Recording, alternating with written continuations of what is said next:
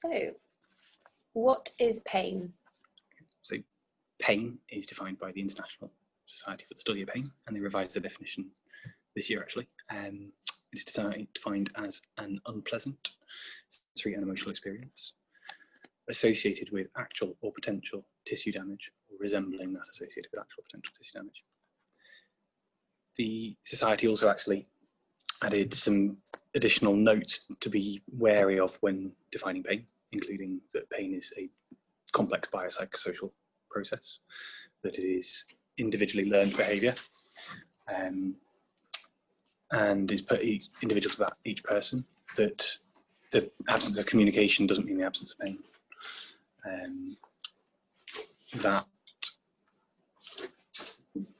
And pain is different inherently to nociception. The two are not equal, which are important to bear in mind when discussing pain.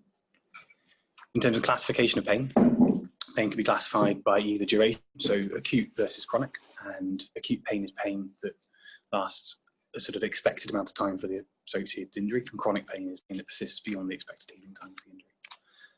Or it can be classified as nociceptive or neuropathic.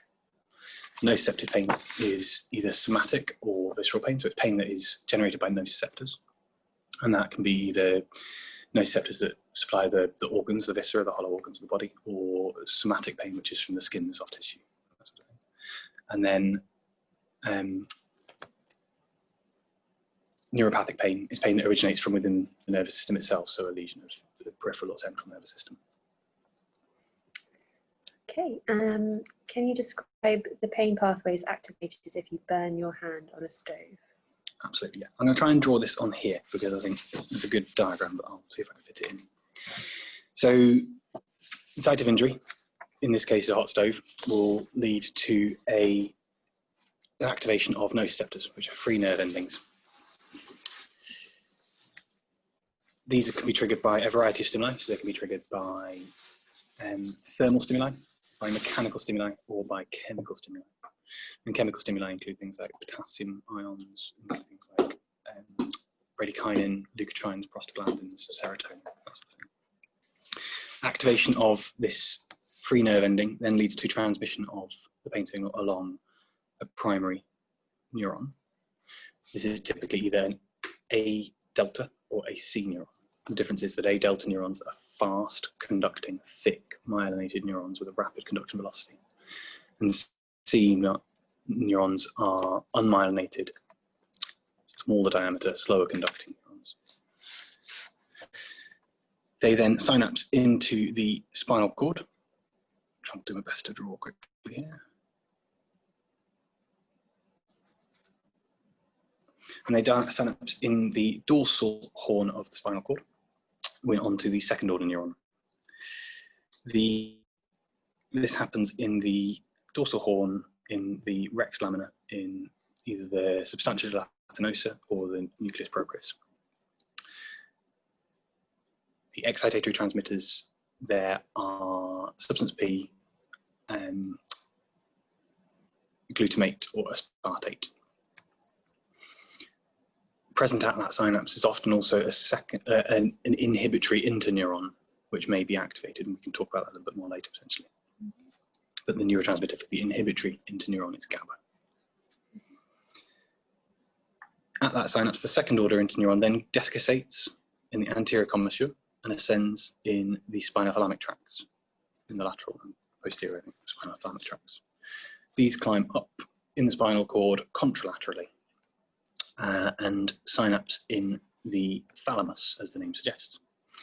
There are two types of fibre within the spinothalamic tract. There are fast and slow fibres in the spinothalamic tract.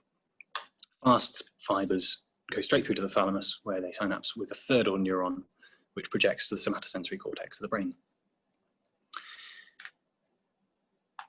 Slow fibres give off various projections from within the brainstem as well, including to the, correct me if I'm wrong, the thalamus, sorry, not the thalamus, the hypothalamus and the limbic system, and are involved in the sort of arousal components of pain, so waking you up and stimulating sympathetic responses to pain. So that is the pathway involved when you burn your hand. Great. Can you tell me what are nociceptors and how are they classified? So nociceptors are unmyelinated free nerve endings that are particularly abundant in soft tissue, in skin, muscle, bone.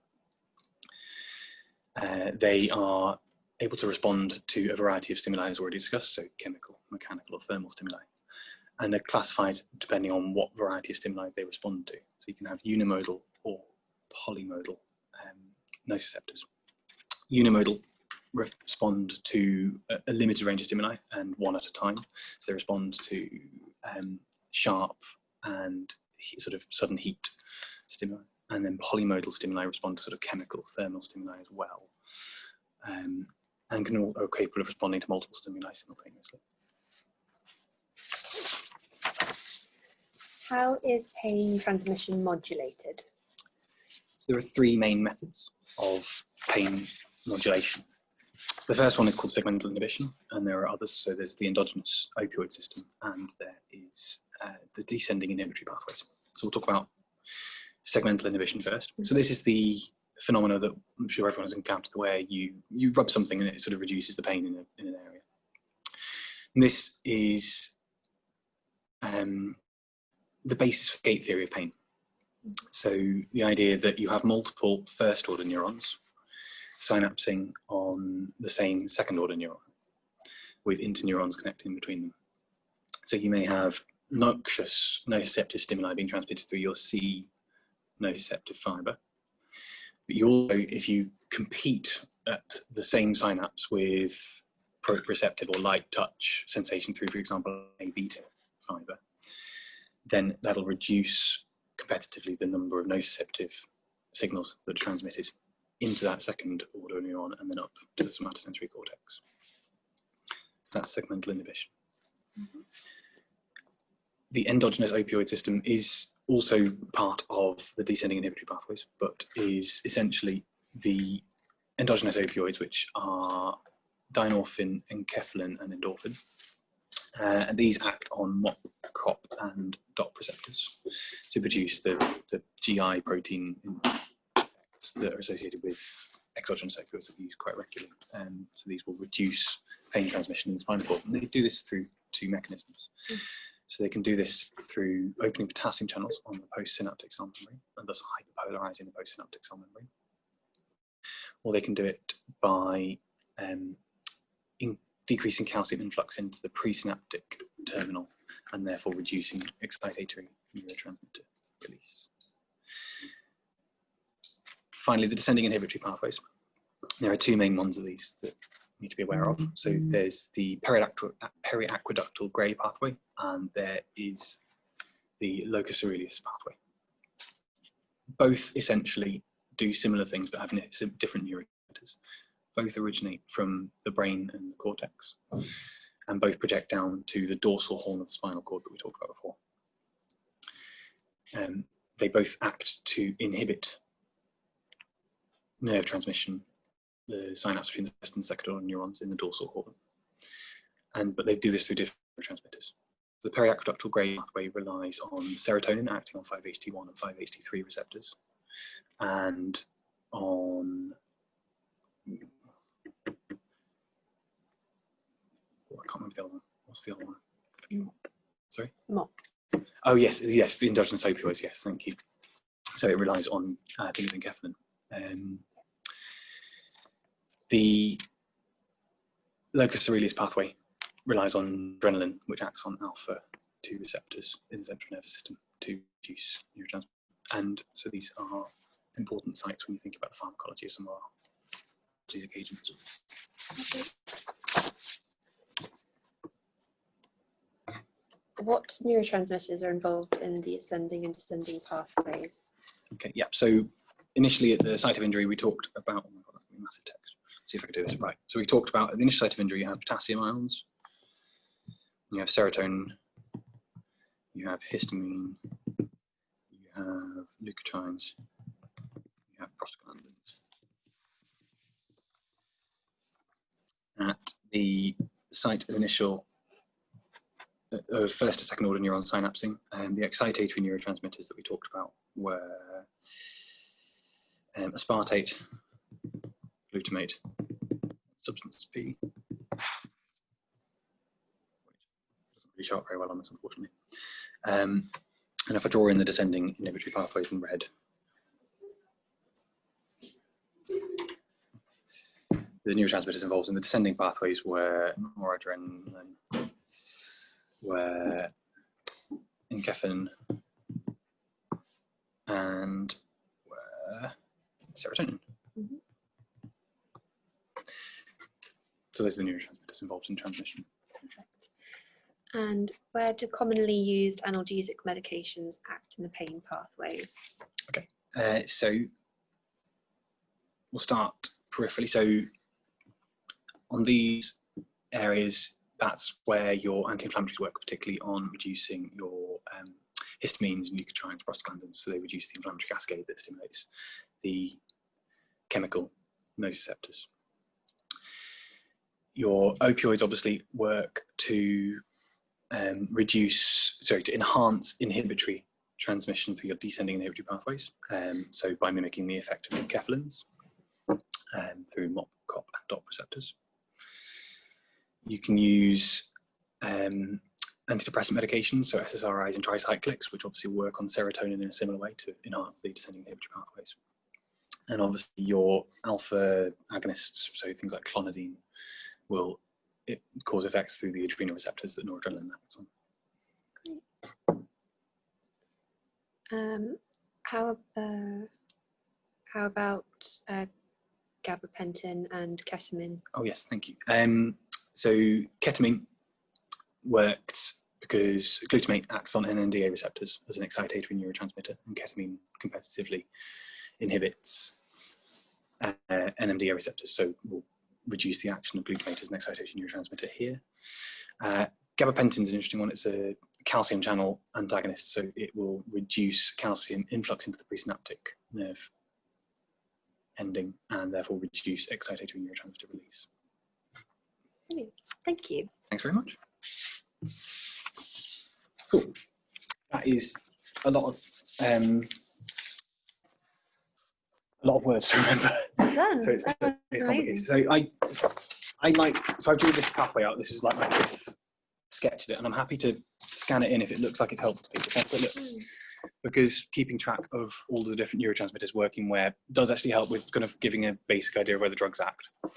So the idea being here that you've got your A delta or C first order neurons that synapse in the dorsal horn, and then you've got different neurotransmitters that sort of vaguely color coded them, so that they're sort of the green are excitatory and the red are inhibitory, and then you've got the blue as the drugs that act at various pathways. I thought that was vaguely helpful to me, and I'm very happy to send that round. Also, yeah, because you drew out that first bit first, and then you can just annotate it. Exactly. When you're at a question, which is good. It's a little bit harder on the iPad, unfortunately, but worth a try. That's good. Cool. Should we do some questions? Yeah. I've got a few.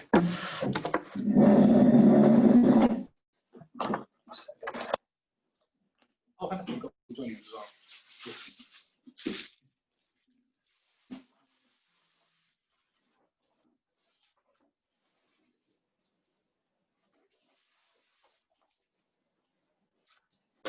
So you guys have done this before, take it by now, where we do some multiple true falses with a vote for the polling software. So basically for each question, just tick the ones that you think are true, and then we'll discuss them afterwards. It is 20 past, so we're more or less on time. We come back to 10. Cool. Everyone ready? Download the app. Oh, do you have to? Oh. Just download the app, or can you No, just you should be able QR to, code it? if you QR code it, you should be able to do it through the web. Or just go to slido.com and put that number in. Oh yeah, I'll just do that. Guys at home, you're very welcome to do the same thing. It's always nice to have more responses.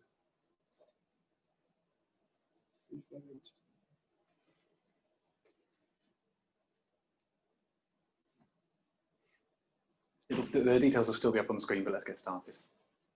So you can still scan that code and put the things in it. But this is our first multiple true false. Would you tick the ones that are true? Tick the ones that are true. I've opened voting, right? Yeah.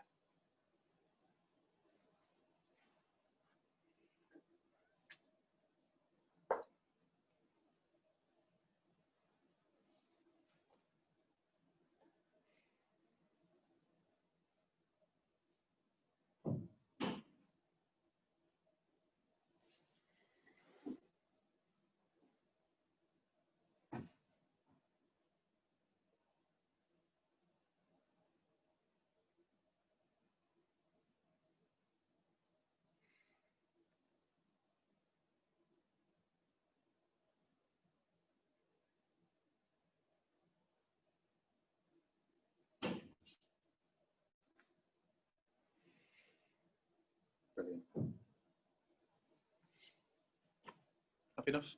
Ideal. Should we start having a look through? So what have we got? Brilliant. Okay, nice spread. So I reckon these are, that one's true. So glutamate acts as an excitatory neurotransmitter on NMDA receptors. Good, fantastic, everyone got that. So A beta fibers transmit pain sensation to higher centers. It's not because they're the first order. So A delta fibers are your first order nociceptive fibers. So do you remember there's the conduction velocities and types of nerve and diameter, and there's a little table you have to learn for primary. So A alpha, I can't remember what A alpha does now, but A beta is light touch and proprioceptive, not pain. So it doesn't do sort of nociceptive, it does proprioceptive. So it's because it's verbally similar to A delta, it's tricky, you have to be careful. Gabapentin acts on inhibitory GABA interneurons to reduce nociceptive transmission. That's false. Can anyone tell me what gabapentin does? So it works on calcium. It works on calcium channels, yeah. It's tricky because it's got GABA in the name and you think it probably works on GABA, but it doesn't. And that's why I've put that in there, is just to make sure everyone remembers that. C fibers have a greater conduction velocity than A delta fibers. Obviously not true. Yeah, C is slow. So you've A alpha, A beta, A gamma, A delta sequentially are fast to slow, and then C is slower than all of them. If you hadn't started revising for primary, then this is stuff that is pretty alien. I didn't even know these existed before I started in primary. And then C fibers so C fibers are slower than both A delta and A beta, so both those are false. Happy enough? Great.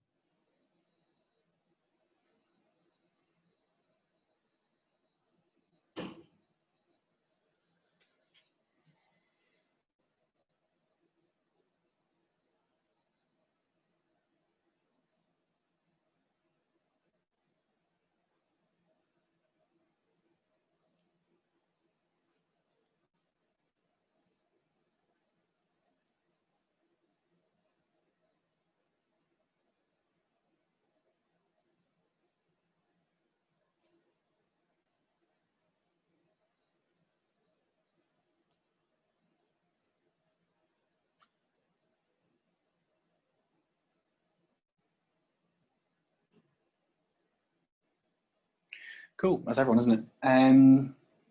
Grand. So, what have we got? Good. So, first one, blockade of sympathetic nerves is a treatment option for certain types of chronic pain.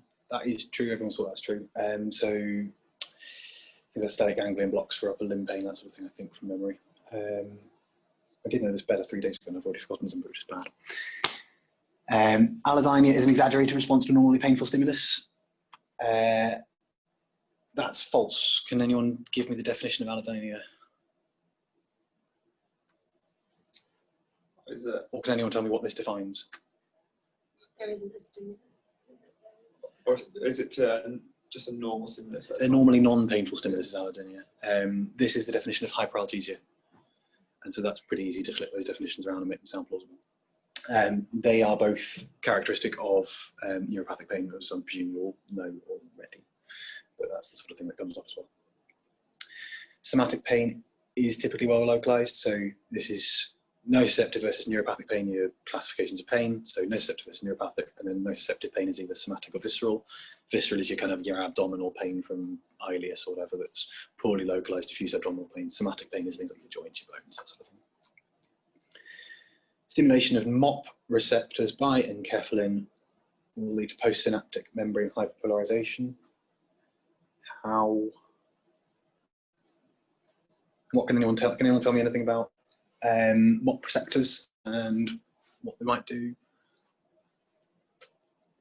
New opioid receptors. Yeah, absolutely. That's how they work. Polarization up and then. Yeah, so the hyperpolarization was through opening of potassium channels. So potassium is, so the cell membrane, resting membrane potential is respectively negative on the inside of the cell compared to the outside. Potassium is a positive ion and is abundant intracellularly, but fairly absent extracellularly. So it will move down its concentration gradient if channels are opened, making the interior of the cell more negative than it was before, hyperpolarizing it, and therefore just increasing that distance to get up to the more positive action threshold potential. What kind of receptors are MOP receptors other than being opioid receptors? GI protein, I think, from memory. Fast transmitting fibers ascend ipsilaterally in the spinal thalamic tract before decussating in the anterior commissure of the midbrain. True or false? We know it's false. Why? And then ascend contralaterally. Exactly. They're the one of the three kind of major pathways that do that. The other two, dorsal columns and corticospinal, both decussate in the midbrain, or in the medulla, I think. Grand. One more. This should be fairly quick to answer.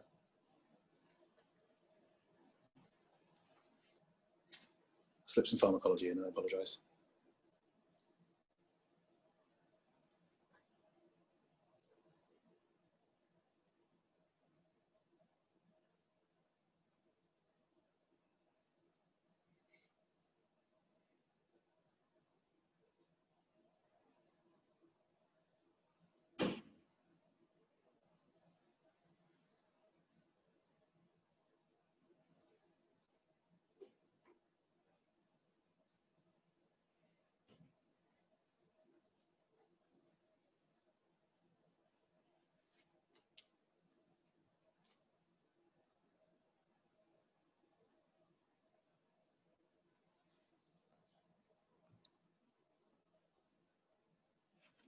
Great, that's 5.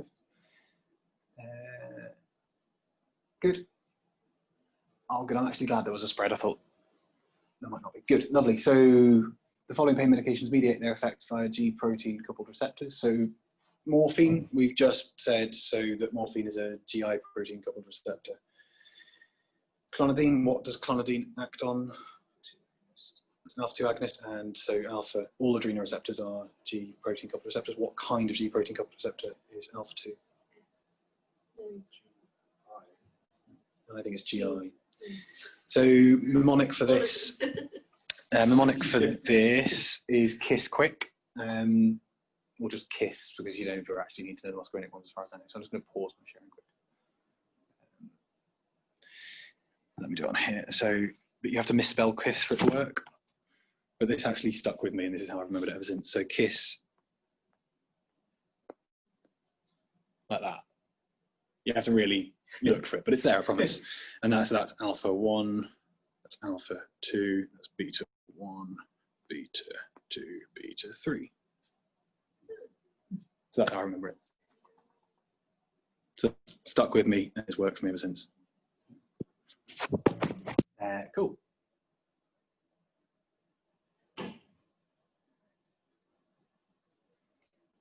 Great. Gabapentin.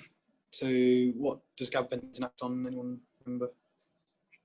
It's calcium channels, yeah, so inotropic channels. I think if anyone can correct me on that, but I think that's just a simple inotropic, not a metallotropic channel. Lidocaine. Yes, exactly. How does it work on sodium channels? What does it do?